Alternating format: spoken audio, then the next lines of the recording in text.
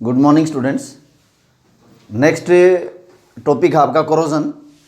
देखो क्या होता है कि कोरोजन में कि जो नेचर है, नेचर का एक रूल है कि जैसे आपने किसी एलिमेंट को निकाला नेचर से, जैसे आपने आयरन को निकाला अर्थ से और फिर उसकी बहुत सारी प्रोसेस से गुजार के आपने उसको मेटल को प्यूरिफाई कर लिया, आप उसको ओपन एटमॉस्फेयर में खुला छोड़ दोगे तो क्या होगा, नेचर उसको उसी रूप में ले जाने की कोशिश करेगा। ऐसे ही बाकी दूसरे एलिमेंट्स के लिए है। तो क्या होता है कि जो एटमॉस्फेयर में गैसेज हैं, जैसे बहुत सारी गैसेज हैं, हाइड्रोजन सल्फाइड है, ऑक्सीजन है, कार्बन डाइऑक्साइड है, और भी बहुत सारी गैसेज हैं, किसी के अमाउंट ज़्यादा है किसी की कम है। तो वो क्या करेंगी, मेटल के ऊपर अटैक करके धीरे धीरे उस मेटल को धीरे धीरे ख़राब कर देंगी। तो इसी को हम कोरोजन बोलते हैं, slowly eating of metal surface. Slowly, धीरे धीरे होगा ये काम, क्योंकि बहुत फास्ट नहीं होगा प्रोसेस, बहुत स्लो रिएक्शन होते हैं। कोरोजन एक तरह की केमिकल रिएक्शन है। ये भी corrosion is a type of chemical reaction जिसमें ऑक्सीडेशन और रिडक्शन होता है, जो कि आप पढ़ के आए हो रिडॉक्स रिएक्शन में, उसी की एक टाइप है। तो कोरोजन में क्या होगा, slowly eating of metal surface by the gases present in atmosphere is called as corrosion. तो एटमॉस्फेयर में जो गैसेज हैं धीरे धीरे मेटल को वो क्या करेंगी, ऑक्सीडाइज करेंगी और मेटल को धीरे धीरे खराब कर देंगी। उस टर्म को हम क्या बोलते हैं, कोरोजन बोलते हैं। जैसे एग्जाम्पल है blackening of silver. Blackening of silver, silver बेटा चांदी सभी को पता है, सिंबल क्या होगा, Ag। मेटल है, आपके पास सिल्वर है। सिल्वर अगर रिएक्शन करता है, एटमॉस्फेयर में गैस प्रेजेंट होती है हाइड्रोजन सल्फाइड, ये गैस सिल्वर के साथ रिएक्शन करके इसको सिल्वर सल्फाइड में बदल देती है और इसका कलर ब्लैक है। तो कुछ दिनों के लिए अगर आप ओपन एटमॉस्फेयर में सिल्वर को रखोगे तो देखोगे कि उसका कलर कैसा हो जाएगा, ब्लैक हो जाएगा, क्योंकि ये जो हाइड्रोजन सल्फाइड गैस है ये धीरे धीरे इस सिल्वर के ऊपर अटैक करके इसको धीरे धीरे खराब कर देगी। तो इस टर्म को हम कोरोजन ही बोलते हैं। नेक्स्ट एग्जांपल है, जैसे ग्रीन कोटिंग डेवलप हो जाती है, green coating on copper. Copper जो कि रेडिश ब्राउन कलर का होता है, सिंबल क्या होगा कॉपर का, Cu है। एटमॉस्फेयर में ऑक्सीजन गैस है, CO2 है, वाटर वेपर्स हैं, ये सारे रिएक्ट करके एटमॉस्फेयर में ऑक्सीजन, CO2, वाटर वेपर्स ये सारे प्रेजेंट हैं। ये रिएक्ट करेंगे किसके साथ, कॉपर के साथ, और कॉपर के ऊपर ग्रीन कलर की कोटिंग डेवलप हो जाती है। बेसिक कॉपर कार्बोनेट है ये, basic copper carbonate and copper hydroxide. Colour कैसा होगा बेटा, ग्रीन कलर होगा। नाम क्या है इसका, copper carbonate copper hydroxide. Green colour develop हो जाएगा कॉपर के ऊपर। तो ये भी कोरोजन का एग्जाम्पल है। नेक्स्ट है example rusting of iron. Rusting of iron, देखो बेटा कोरोजन तो एक जनरल टर्म है जो किसी भी एलिमेंट के लिए है, बट जो रस्टिंग होगी ना, रस्टिंग स्पेशल है सिर्फ नाम आयरन के लिए। यानी कि जब आयरन कोरोडेड होगा, आयरन को कोरोजन होगी, तो उस टर्म को हम रस्टिंग बोलते हैं। नहीं तो हर एक एलिमेंट के लिए एक जनरल टर्म है कोरोजन।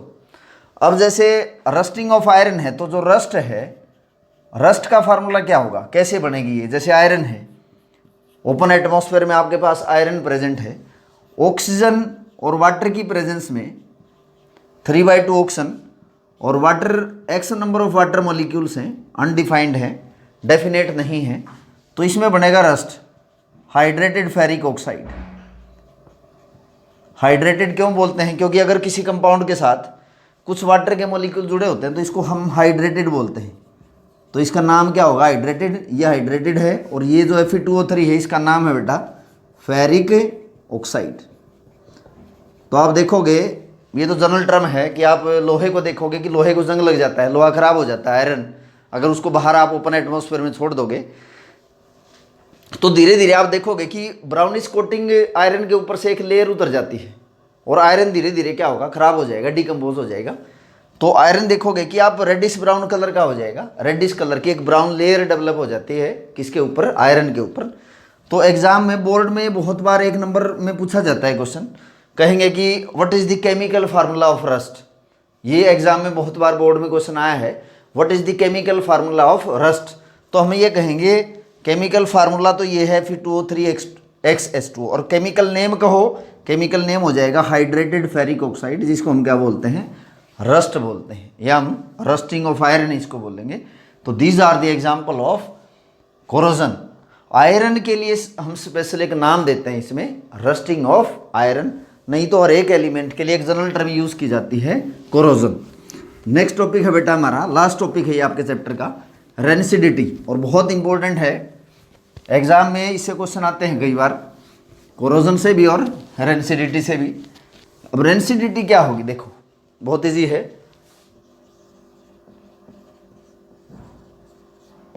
रेंसिडिटी देखो जो फूड हैं, अब सारे तो नहीं, बहुत सारे फूड ऐसे होते हैं जो ऑयल या फैट से बने होते हैं, बहुत सारे जो फूड हैं ऑयल या फैट से बने होंगे, और अगर इस ऑयल या फैट की इनका अगर ऑक्सीडेशन हो जाए तो आप देखोगे ऑक्सीडेशन एक तरह की ऑक्सीडेशन और रिडक्शन एक तरह की केमिकल रिएक्शन है, जो कि रिडॉक्स रिएक्शन में हम पढ़ गए हैं।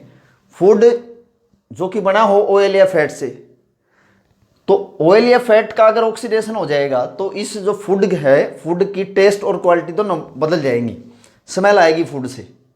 तो फूड जो है उसकी टेस्ट या क्वालिटी बदल जाए जब वो फूड ऑयल या फैट से बना और उस ऑयल या फैट का ऑक्सीडेशन हो जाए, तो ऑयल और फैट जो कि फूड में प्रेजेंट है, अगर इनका ऑक्सीडेशन होता है तो इस फूड की टेस्ट और क्वालिटी बदल जाती है, इसको हम रेंसिडिटी बोलेंगे। तो अब आप इसको डिफाइन भी कर सकते हो, what is rancidity, food which is made up of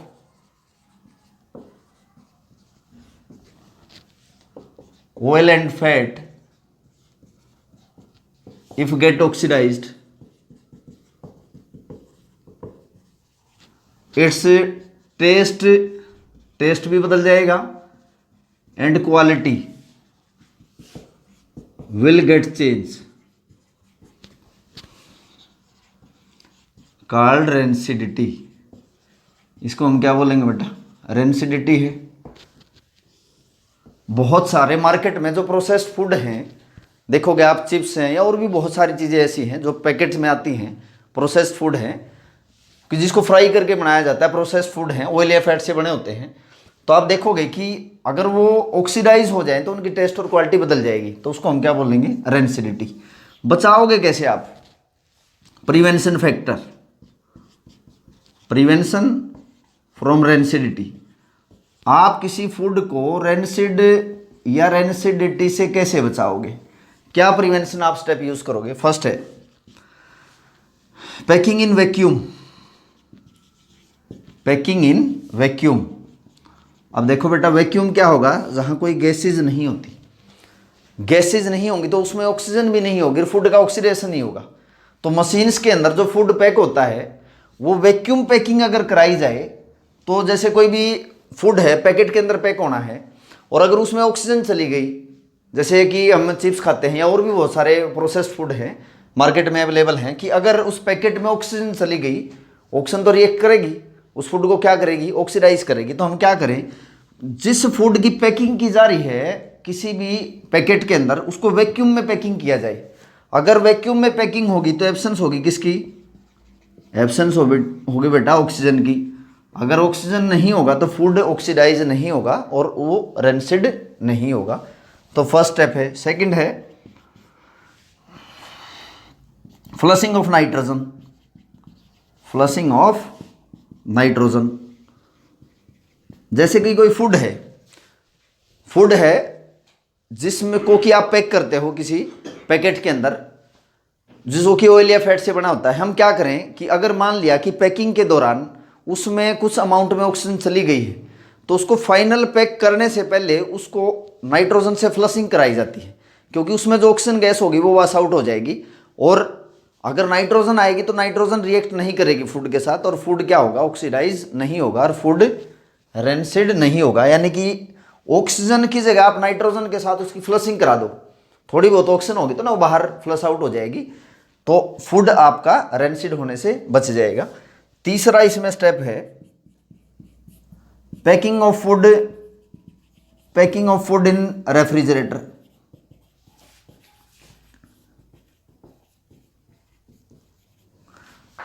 देखो बेटा, जो ऑक्सीडेशन प्रोसेस एक तरह की केमिकल रिएक्शन है, और टेम्परेचर अगर कम हो जाए ना तो केमिकल रिएक्शन की स्पीड कम हो जाती है।